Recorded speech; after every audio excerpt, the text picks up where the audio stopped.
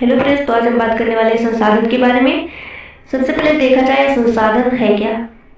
संसाधन की परिभाषा के बारे में बात करें तो सरल शब्दों के माध्यम से आप लोगों को कहूँ तो हमारी आवश्यकताओं को पूरा करने के लिए जो भी साधन काम में आते हैं उन साधनों को संसाधन कहा जाता है। यानी हमारी आवश्यकताओं को जो मानवीय आवश्यकताएं हैं उन मानवीय आवश्यकताओं को पूरा करने के लिए जो चीज़ें हम अपने काम में ले रहे हैं वो सारी की सारी चीज़ें क्या हो गई, वो सारी चीज़ें संसाधन कहलाएंगी।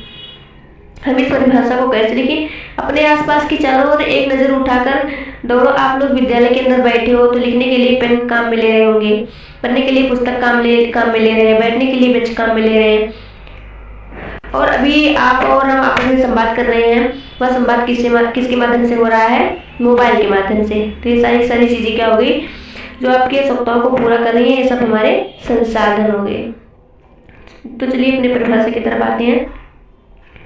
हमारी आवश्यकताओं को पूरा करने के लिए जो वस्तुएं काम में आती हैं, हमारी आवश्यकताओं को पूरा करने के लिए वस्तुएं संसाधन, उन वस्तुओं को बनाने के लिए हमारे पास प्रौद्योगिकी और टेक्नोलॉजी होनी चाहिए। आर्थिक रूप से संभाव्य का अर्थ क्या होता है? संभाव्य का मतलब होता है उस वस्तु की कीमत बढ़ती रहनी चाहिए। संभाव्य का मतलब होता है उस वस्तु की जो कीमत है वो बढ़ती रहनी चाहिए। उस वस्तु की कीमत बढ़ती रहनी चाहिए। कीमत बढ़ने का मतलब जैसे सोना हो गया, हम लोग सोना खरीद के रख लिए हैं और उसकी कीमत नहीं बढ़ेगी तो वो बेकार है। संभाव्य का अर्थ होता है कि जैसे सोना खरीदे हैं तो वो उसकी कीमत बढ़ती रहे, जो सांस्कृतिक रूप से स्वीकार हो अर्थात मान्य हो। आगे बढ़ते हैं। संसाधन कितने प्रकार के होते हैं? संसाधन 3 प्रकार के होते हैं: प्राकृतिक संसाधन, मानव निर्मित संसाधन और मानव संसाधन।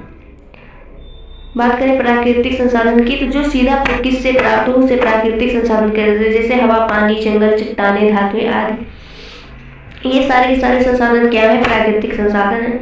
उसके बाद में देखिए मानव निर्मित संसाधन। मानव निर्मित संसाधन क्या है? ऐसे संसाधन जिन्हें प्रकृति से प्राप्त कच्चे माल के रूप में इस्तेमाल करके मानव आवश्यकता के अनुसार रूप बदल रहा है। जैसे लोहा